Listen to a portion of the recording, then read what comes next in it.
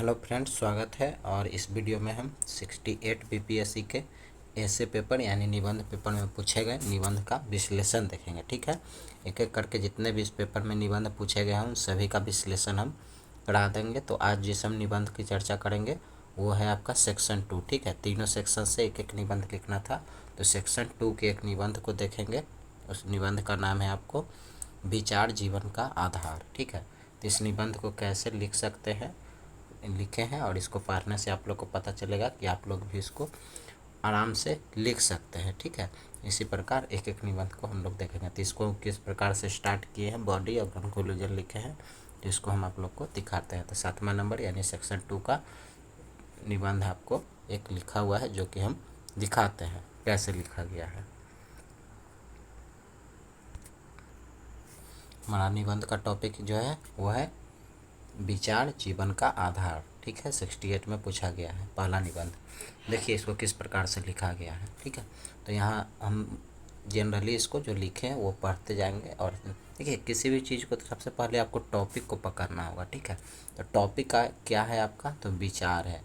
ठीक है, विचार मतलब सोच, और जीवन का आधार, तो ये जीवन पर किस प्रकार से इफेक्ट करता है विचार, इसी को आप लोग को बताना है। इसका सकारात्मक पक्ष, नकारात्मक पक्ष, महत्व, समाज में स्थिति, यही सब चीज़ें इसमें आपको बताना है। तो देखिए जैसा कि स्टार्ट दिए हैं, प्रस्तुत निबंध शीर्षक में विचार का आशय मनुष्य के सोच की शक्ति से है। ठीक है, हम इंसान और जानवरों में सबसे बड़ा फर्क हमारी सोच या विचार की क्षमता ही है, या यूँ कहें कि मनुष्य को सोचने की शक्ति ईश्वर द्वारा दिए गए एक वरदान या तोहफे की तरह है, जिसके लिए हम सब मानव जाति हमेशा ईश्वर के शुक्रगुजार रहेंगे और आगे भी रहेंगे। ठीक है, शुक्रगुजार है और आगे भी रहेंगे, ये सभी चीज़ें आपको भी पता है। ठीक है, बस केवल सेंटेंस को फ्रेमिंग करना होता है कि इसको कैसे लिखे, किसको बाद में लिखे, किसको पहले लिखे, इसी चीज़ को केवल अरेंज वे में करना होता है। ठीक है, उसके बाद ज़्यादा लंबा पैराग्राफ नहीं लिखे हैं। उसके बाद क्या किया है, देखिए 4-5 लाइन का पैराग्राफ लिखने के बाद फिर से पैराग्राफ चेंज किए हैं। ठीक है, और चेंज करने के पश्चात फिर से स्टार्ट दिए हैं, हमारा जीवन में हम जीवन में कितने सफल होते हैं या अपने लक्ष्य को हासिल कर पाते हैं या नहीं, पूरी तरह से हमारी सोच पर ही निर्भर करता है। असल में हमारी सोच ही हमारा असल व्यक्तित्व है और व्यवहार, जो कि भौतिक रूप से बाहर निकलता है। ठीक है, इसको पढ़ते जाते हैं। भौतिक रूप से बाहर निकलकर लोगों के सामने आती है, और उसी प्रकार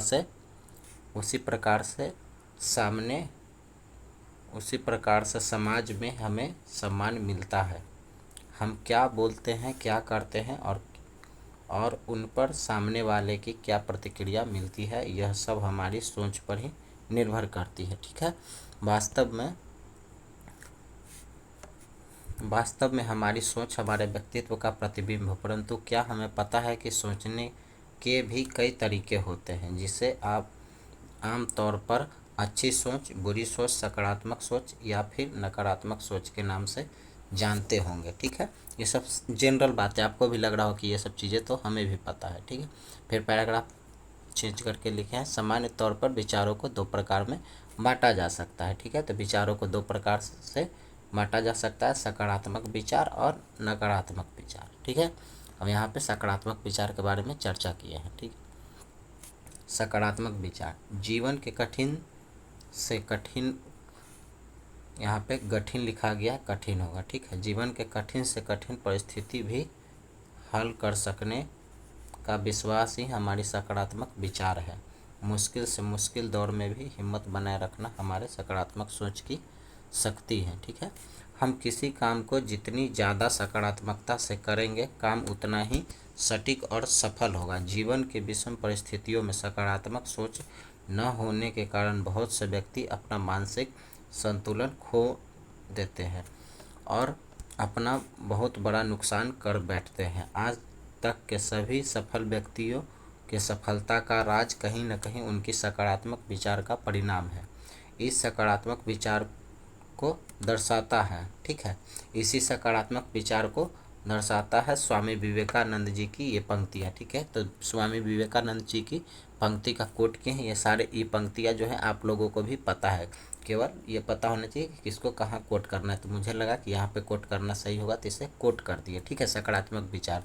तो इनका सकारात्मक विचार क्या है? उठो जागो और तब तक नहीं रुको जब तक तुम्हें सही लक्ष्य न प्राप्त हो। ठीक है, तो इनका ये सकारात्मक विचार था, जिसको कि हमने कोट किया। यह काफ़ी प्रचलित भी है, सभी लोगों को पता है। ठीक है, पर यहाँ पे कोट करना है, ये आपको पढ़ते पढ़ते पता चलेगा कि किस चीज़ को कहाँ पे डालना है। ठीक है, फिर नकारात्मक सोच की चर्चा की है, जैसे सकारात्मक सोच की किए थे। किसी भी मुश्किल कार्य को करने से पहले ही मुझसे नहीं होगा कि सोच नकारात्मक सोच है। इस प्रकार के विचार रखने से व्यक्ति का बना हुआ काम भी बिगड़ जाता है और नकारात्मक विचार से हमारा स्वास्थ्य भी बहुत बुरा असर पड़ता है। ठीक है, स्वास्थ्य पर भी बहुत बुरा असर पड़ता है। नकारात्मक विचार हमें असफलता की खाई में धकेलता जाता है और हमें समाज में एक हारे हुए इंसान का उदाहरण बनकर रह जाते हैं। ठीक है, हम एक समाज में हारे हुए इंसान का उदाहरण बनकर रह जाते हैं। ठीक है, सब चीज़ों को लिखा गया है। उसके बाद फिर पैराग्राफ चेंज किए हैं। जीवन की मुश्किलों का सामना किए बिना हाथ पर हाथ रख के बैठना और परिस्थिति से भागना नकारात्मक सोच का प्रतीक है। किसी भी कार्य का परिणाम आए बिना ही उसके बुरे नतीजे का अनुमान लगाना भी नकारात्मक विचार का ही प्रतीक है। हमारे विचार का जीवन पर प्रभाव। ठीक है, अब क्या है? हमारे विचार का जीवन पर प्रभाव। तो निबंध का सारा जो कोर है वो आपका विचार और जीवन, इसी के आसपास घूमेगा। ठीक है, अब नेक्स्ट है, किसी भी समाज में सकारात्मक सोच रखने वाले व्यक्तियों का स्थान सदैव नकारात्मक सोच रखने वाले व्यक्तियों से ऊंचा रहता है। सकारात्मक विचार से व्यक्ति भय और निराशा से मुक्त होता है।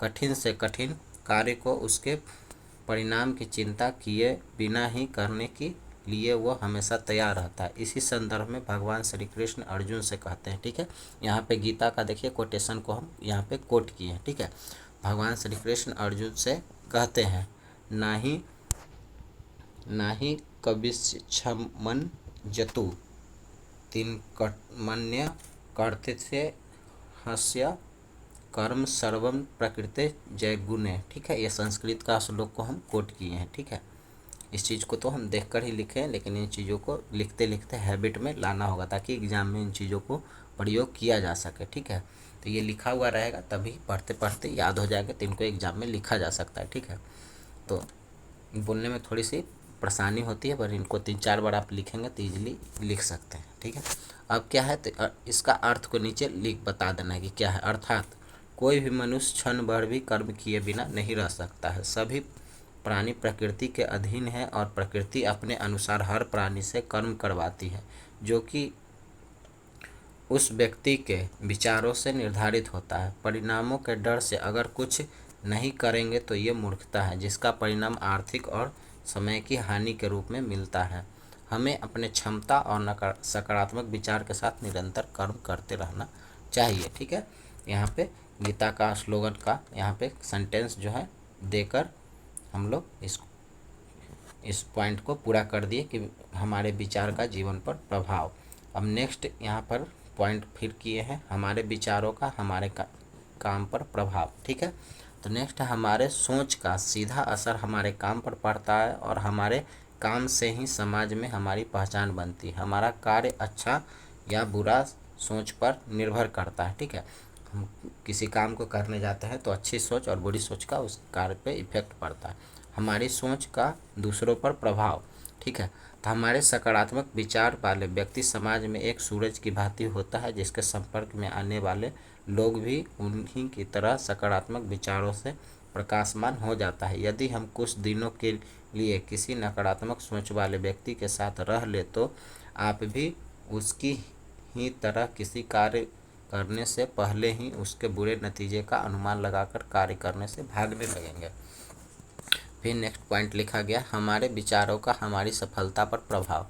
हम किसी भी कार्य के बारे में कैसी सोच रखते हैं, इसका सीधा प्रभाव उसकी सफलता या असफलता पर पड़ता है। हमारे कार्य में भले ही भूल से कोई गलती हो जाए, परंतु यदि उसके पीछे हमारी अच्छी सोच है तो आज नहीं तो कल वह कार्य जरूर सफल होता है। हमारे विचारों का जीवन में महत्व। ठीक है, हमारे विचार जो है उसका जीवन में क्या महत्व है, तो हमारे विचारों का हमारे जीवन में हमारे द्वारा किए गए कार्य से ज़्यादा होता है, क्योंकि हमारे कार्य तभी सार्थक होगा जब उसे एक अच्छी और सकारात्मक विचार के साथ किया गया हो। अगर साफ शब्दों में कहें तो हमारे सोच हमारे व्यक्तित्व का अत्यंत महत्वपूर्ण अंग जैसा है। हमारे जीवन में जितना महत्व हमारे बोलने की प्रवृत्ति का है, उससे कहीं ज़्यादा महत्व हमारी उस सोच का है जिससे हम सही स्थान पर सही बात का चुनाव करते हैं। नेक्स्ट है हमारे विचारों का जीवन की प्रतियोगिता में महत्व। आज की इस प्रतियोगिता से भरी दुनिया में हमारी सोच एक महत्वपूर्ण भूमिका निभाती है। किसी भी प्रतियोगिता में जीवन मात्र ही हमारी अच्छी सोच नहीं हो सकती, बल्कि प्रतियोगिता में हिस्सा लेने और उसे प्रतियोगिता में अपने प्रतिद्वंदी का डटकर मुकाबला करने की हिम्मत रखना भी हमारी एक अच्छी और सकारात्मक सोच का उदाहरण है। हमारे सोच हमें औरों से किस प्रकार से अलग करती है, ठीक है। तो इस तथ्य को समझने हेतु हम एक छोटी सी कहानी का प्रयोग कर सकते हैं। देखिए यहाँ पर एक काल्पनिक कहानी का हम प्रयोग भी किए हैं, ठीक है। इस प्रकार से कहानी वगैरह का, क्योंकि लिखना है काफ़ी वर्ड में, 700 से 800 वर्ड में लिखना है, तो आप अदर चीज़ों को जब तक नहीं डालेंगे, कहानी वगैरह कुछ बना कर नहीं डालेंगे इन सब टॉपिक पे, तो आप ज़्यादा वर्ड नहीं लिख सकते हैं, कितना बात को खींचेंगे। तो ये स्टोरी कहानी कुछ भी बना के आप केवल सेंटेंस मैच करें और उस चीज़ों को इसमें डाल सकते हैं, ठीक है। तो देखिए एक संक्षिप्त कहानी के रूप में इसको समझाने का प्रयास किया। हमारे सोच हमें औरों से किस प्रकार अलग करती है। तो इस तथ्य को समझने हेतु हम एक छोटी सी कहानी का प्रयोग कर सकते हैं। तो कहानी क्या है, तो दो मित्र हैं, मंगल और मंटू।